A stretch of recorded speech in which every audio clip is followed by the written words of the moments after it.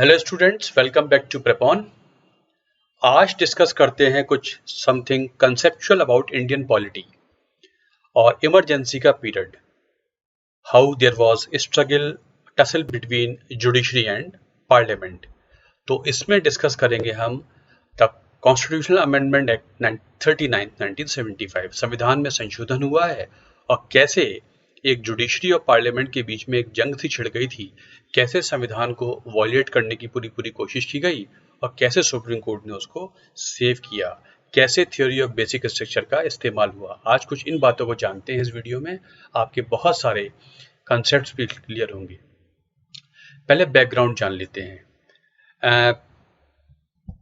Late 1960s में, as you know, Congress में उथल पुथल हो गई थी and after death of Lal Bahadur Shastri, Indira Gandhi को एक लीडर के तौर पे आगे बढ़ाया गया था। जो कांग्रेस के स्टालवार्ट्स हुआ करते थे, इंदिरा गांधी को उन्होंने आगे बढ़ा दिया था कि लीडर के तौर पे। बट इंदिरा गांधी, उन्होंने सोचा था कि ये टेम्परेरी मैकेनिज्म है, but Indira Gandhi she became very ambitious and ultimately हुआ ये कि कांग्रेस में स्प्लिट हो गई। इंदिरा गांधी ने फिर कांग्रेस आई नाम की पार्टी बना ली और जितने स्टालवार्ट थे, मोरारजी देसाई वगैरह, वो सब अलग हो जाते हैं। This way by 1971 Indira Gandhi became very very powerful, having her own Congress I.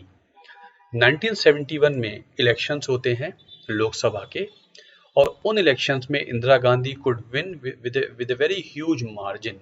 1971 के इलेक्शन में, लोकसभा के इलेक्शन में, उनका बहुत बड़ी जीत होती है और उन्होंने गरीबी हटाओ का नारा भी दिया है और सोशलिज्म के कंसेप्ट पे काम कर रही हैं। तो good number of things were there जिससे वो इलेक्शन जीत जाती हैं।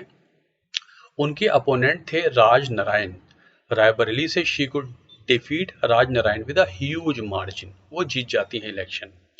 राज नारायण ने इसको चैलेंज कर दिया इलाहाबाद हाई कोर्ट में as the representation of peoples act 1951 के क्लॉजेज में ये प्रोविजन है कि इलेक्शन चैलेंज हो सकता है अगर अनफेयर मीन्स इस्तेमाल किए हों, क्योंकि इलेक्शन फ्री एंड फेयर होना चाहिए। कॉन्स्टिट्यूशन की ये साइलेंट एक तरीके से डायरेक्शन है।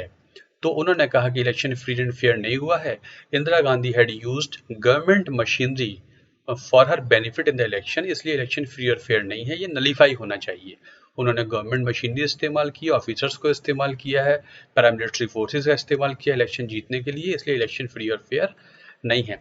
इलाहाबाद हाई कोर्ट ने उस पिटीशन को लिया और 12 जून 1975 को फैसला दे दिया कि इंदिरा गांधी का इलेक्शन वॉइड किया जाता है, नलीफाई किया जाता है और उनको डिस्क्वालीफाई किया जाता है from membership of parliament. Obviously she will not be PM also, और 6 साल के लिए she can not contest election as per provisions of this particular election law. ये मेन इलेक्शन लॉ हुआ करता है।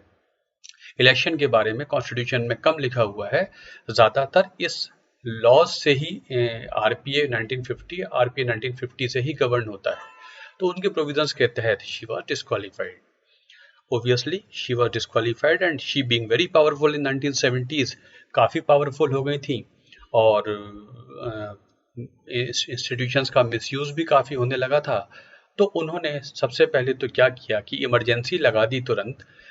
25-26 जून 1975 को इमरजेंसी लग जाती है देश में। Under article 352 the president of India can proclaim emergency in the country on the ground of war और you can say external aggression और armed rebellion.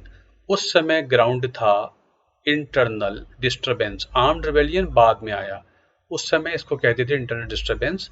So she seeing the conditions in India in which Jayaprakash Narayan, उन्होंने बहुत बड़ा मुहिम चला दिया था इंदिरा गांधी के खिलाफ कि करप्ट गवर्नमेंट है और इंदिरा हटाओ देश बचाओ का नारा दे दिया था। तो she was facing lot of opposition and very solid and strong opposition. So somehow to save her position, she got imposed emergency under article 352 on the ground of internal disturbance. तो उन्होंने इमरजेंसी लगा दी। And आप लोगों को ये पता होगा कि इमरजेंसी ही वो इकलौता प्रोविजन है भारतीय संविधान में जो अगर लग जाए तो लोकसभा या विधानसभा के इलेक्शन टाले जा सकते हैं। 1 साल के लिए, 1 साल के यूनिट में टालेंगे, तब तक बढ़ सकते हैं जब तक इमरजेंसी खत्म ना हो जाए। तो parliament can extend election of Lok Sabha, the tenure of Lok Sabha in the units of 1 year at a time, any number of times until the emergency is revoked, मतलब 5 साल पूरे हो रहे हैं, उससे पहले इमरजेंसी लग जाए तो फिर 1 साल तक इलेक्शन लोकसभा का बढ़ जाएगा और एक साल में तब तक बढ़ता रहेगा जब तक इमरजेंसी खत्म ना हो जाए। तो she never wanted to face election, so she got imposed emergency लगा देती हैं। साथ साथ अपने को सिक्योर करने के लिए उन्होंने संविधान को भी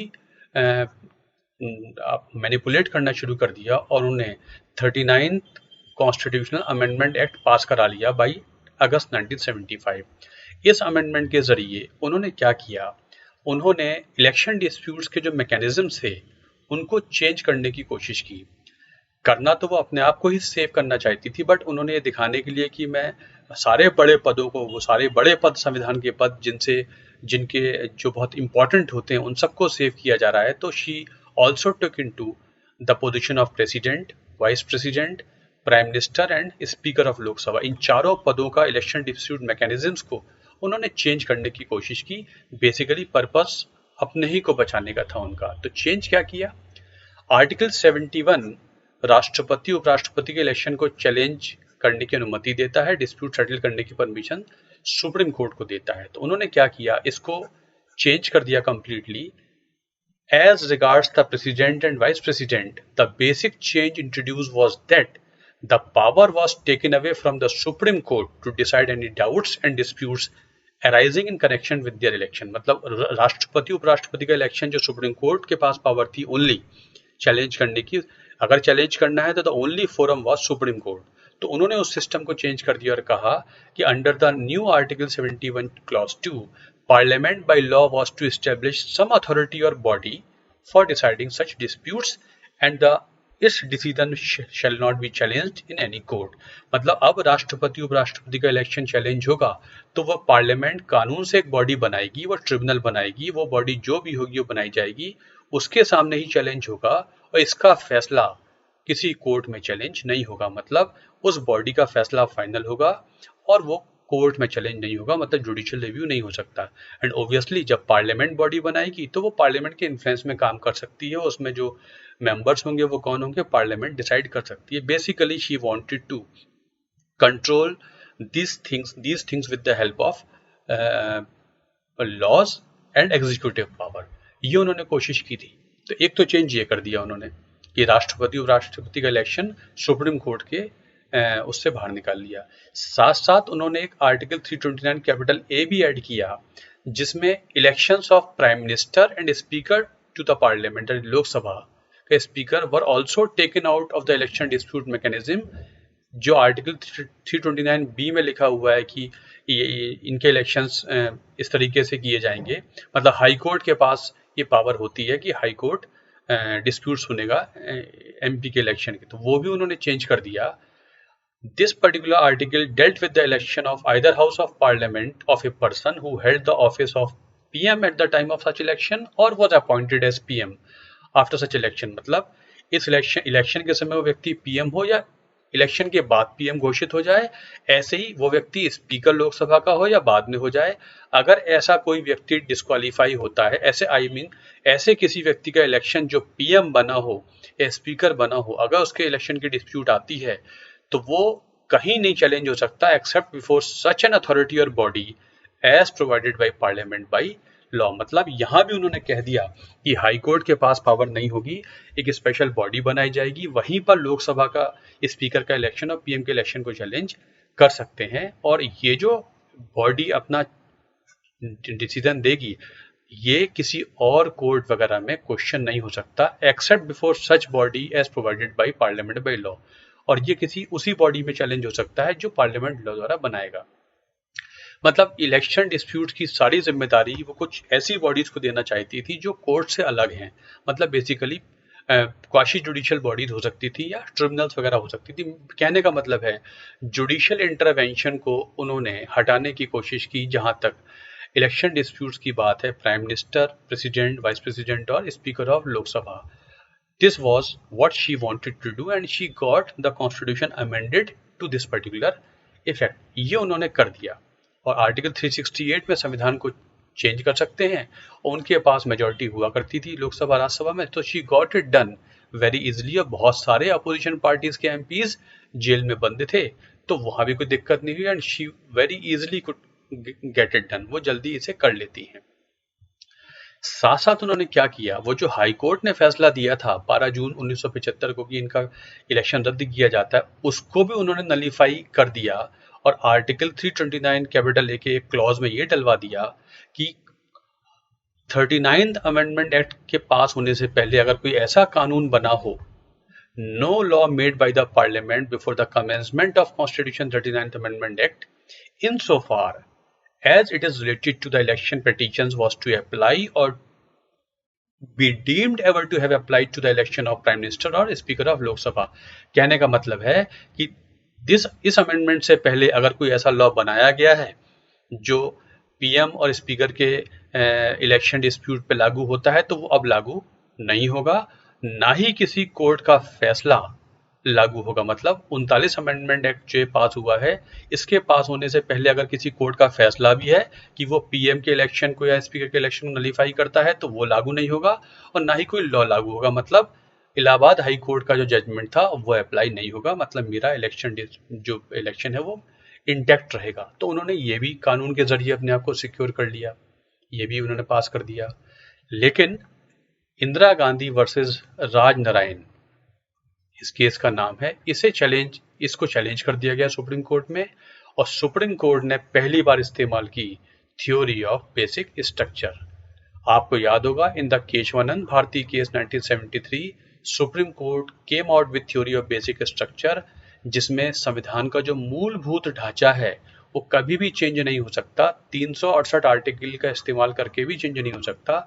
यहाँ सुप्रीम कोर्ट ने कहा कि 39th अमेंडमेंट एक्ट को देख के लगता है कि इसने जुडिशियल रिव्यू की पावर को खत्म कर दिया है, इसने सेपरेशन ऑफ पावर्स को खत्म कर दिया है, इसने इक्वलिटी को खत्म कर दिया है, इक्वलिटी बिफोर लॉ को खत्म कर दिया। इसलिए बहुत सारे फीचर्स ऐसे हैं जो इस अमेंडमेंट एक्ट से खत्म हो रहे हैं। जुडिशियल रिव्यू एक बेसिक फीचर है, ये आपने खत्म कर दिया। सेपरेशन ऑफ पावर्स आपने खत्म कर दी है, मतलब जो काम जुडिशरी के पास था वो आप क्वैशी जुडिशियल बॉडीज को देना चाहते हो या ट्रिब्यूनल को देना चाहते हो, और इक्वलिटी खत्म कर दी। और एमपीज जो आर्टिकल 102 में एमपीज को डिस्क्वालीफाई किया जा सकता है, और प्राइम मिनिस्टर भी एक एमपी होते हैं, स्पीकर भी एक एमपी होते हैं लोकसभा के, तो मतलब बाकी जो एमपी हैं उन पे आर्टिकल 102 लागू होगा, लेकिन प्राइम मिनिस्टर और स्पीकर पे आर्टिकल 102 के क्लॉजेस लागू नहीं होंगे। इसका मतलब इन दोनों के बीच में इक्वलिटी नहीं रही, तो इक्वलिटी के प्रिंसिपल को भी ये डिफाई करता है। इसलिए आपका ये अमेंडमेंट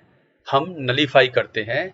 आपको याद ये रखना है कि Raj Narayan 1975 was the first case in which Supreme Court applied the theory of basic structure। संविधान का मूलभूत ढांचा, मतलब जिस ग्राउंड पर, जिस बेसिक स्ट्रक्चर पे संविधान खड़ा हुआ है, वो कभी भी वॉयलेट नहीं हो सकता, भले ही पार्लियामेंट में, लोकसभा राज्यसभा में रूलिंग पार्टी के पास 100% मेजोरिटी हो। जो हमारे संविधान निर्माताओं की सोच है, जिसे हम कह रहे हैं बेसिक स्ट्रक्चर, वो कभी चेंज नहीं हो सकती। इस तरीके से ये अमेंडमेंट एक्ट हटा दिया गया और सुप्रीम कोर्ट ने बेसिक स्ट्रक्चर के जरिए संविधान को वॉयलेट होने से बचा लिया। लेकिन साथ साथ सुप्रीम कोर्ट ने इंदिरा गांधी की अपील को एक्सेप्ट किया और ऑन मेरिट्स उनका जो इलेक्शन था उसे इनवैलिडिटी को हटाकर उनके इलेक्शन को वैलिड कर दिया, हाई कोर्ट के जजमेंट को रिवर्स कर दिया। मतलब याद रखना है, इंदिरा गांधी का इलेक्शन तो बचा लिया गया, लेकिन 39 अमेंडमेंट एक्ट का जितना भी नेगेटिव कंटेंट था वो सारा का सारा चेंज कर दिया गया था, हटा दिया गया था, उसको नलीफाई कर दिया गया था। इस तरीके से संविधान वॉयलेट होने से बचा। बाद में जब 2 साल बाद लगभग 1977 में इमरजेंसी हटाई जाती है, इंदिरा गांधी इलेक्शन लोकसभा के करा देती हैं, बट उसमें she was badly defeated and you all know Janata party की गवर्नमेंट बनी थी। Morarji Desai became the first non Congress PM of India, और जनता पार्टी ने फिर 44th अमेंडमेंट एक्ट पास किया था, जिससे जितनी पुरानी चीजें गलत हुई थी, जो 39th के तहत हुई थी या 42nd अमेंडमेंट एक्ट के तहत हुई थी, इन सबको उन्होंने खत्म किया और आर्टिकल 71 जो राष्ट्रपति उपराष्ट्रपति के लिए था उसको रिस्टोर किया, और 329A जिसमें प्राइम मिनिस्टर और स्पीकर के इलेक्शन को कोई स्पेशल बॉडी देखेगी, वो सब खत्म कर दिया उन्होंने। और वही चीज रिस्टोर कर दी कि प्रेसिडेंट और वीपी का इलेक्शन सुप्रीम कोर्ट के हाथ में है डिस्प्यूट, और पीएम या एमपी वगैरह का इलेक्शन हाई कोर्ट के हाथ में पहले भी था, अब भी हाई कोर्ट के हाथ में रहेगा। इस तरीके से this way the Constitution was restored to its original position by 44th Amendment Act 1978।